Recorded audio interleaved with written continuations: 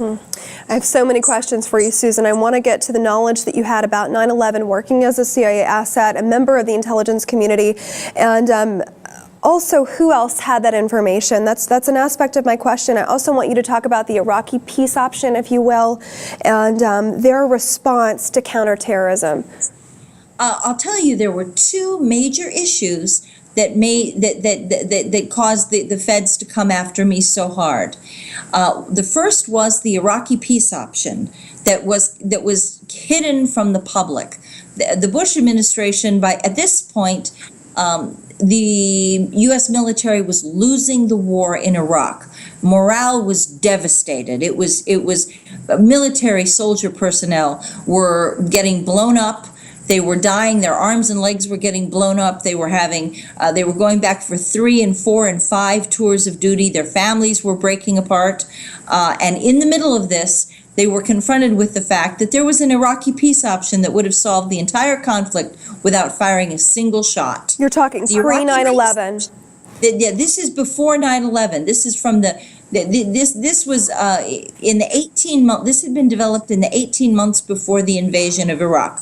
The Iraqi peace option included all the following: weapons inspections with no conditions, which I negotiated with Iraq's ambassador. Before 9/11, 9 months before 9/11, the FBI was invited to send a terrorism task force into Iraq with authorization to interview witnesses, conduct investigations, and make arrests. Also, after 9/11, Iraq offered to give financial documents pinpointing the cash pipeline where terrorists are hiding their money. Bush refused to send the task force before 9/11 and refused to take the financial documents afterwards. The other part of it was the preferential contracts for rebuilding Iraq. Iraq offered after sanctions, preferential contracts after sanctions. Iraq offered the United States preferential contracts in oil production, new development, the reconstruction of oil pipelines and pumping stations, which had been severely degraded by sanctions.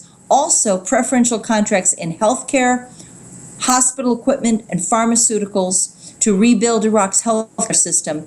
They offered to buy 1 million American manufactured automobiles every year for 10 years, which would have been great for Detroit. No bailout, no job loss in crisis, no bankruptcy for Detroit. Everything would have been a different ball game entirely. And also telecommunications. They offered, which was very special to the CIA. They offered to guarantee that U.S.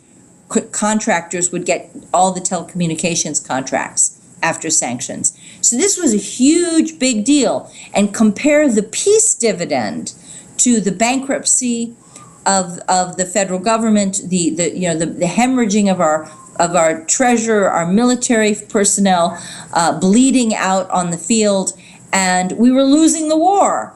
And so they became very frightened that this information must not reach the public.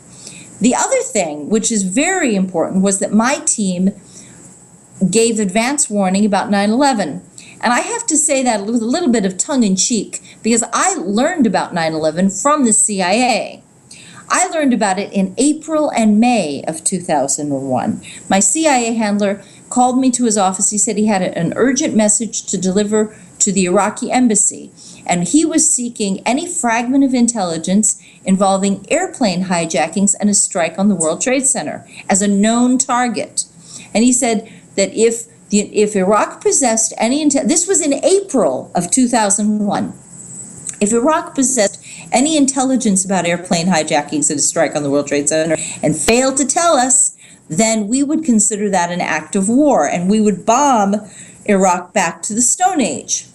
And I went up to, and of course Iraq had been a long-term resource of mine. They'd always been very, very helpful on terrorism. Saddam Hussein was very frightened of jihadists taking advantage of his weakened economy and his loss of central authority over the country. So he was quite happy always to identify terrorist conspiracies and point stuff out to us. And so when I took this up to him, I took this up to New York. They said, "Oh, well, we've already invited the FBI to send a terrorism task force. Why don't you tell them to come on in? We'll be happy to let them come into our country. We'll arrange the visas and they can get started on their work." I said, "Oh, great, thank you very much."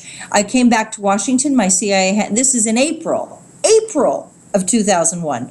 My CIA handler says, "So, what happened when you threatened Iraq? What did they say?" I said, "Well, I didn't have to threaten Iraq.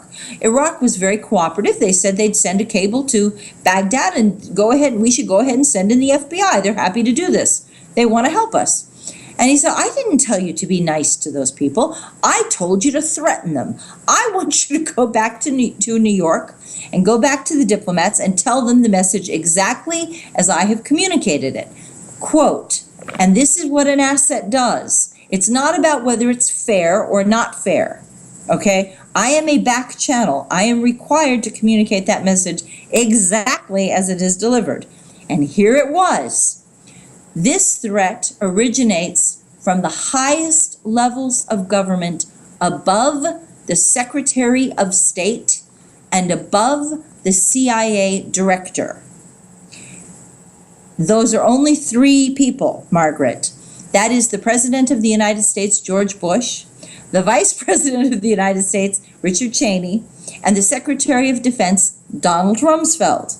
And the threat was that if Iraq did not give us this intelligence on airplane hijackings and a strike on the World Trade Center, then we would bomb them harder than they'd ever been bombed before, and we would consider that it was a major act of war. We would destroy their country entirely. Now, at this point, the United States had bombed Iraq so often that it was hard to communicate to them that we could do anything worse than we'd already done. But I endeavored to do this, and the Iraqis were perplexed. All through the summer of 2001, for months, I kept pushing them, and because I kept being pushed, so I kept pushing them, and they kept saying, "Susan, all of the knowledge of this big conspiracy, all of it comes back to Washington. We are checking it out. It all comes back to you."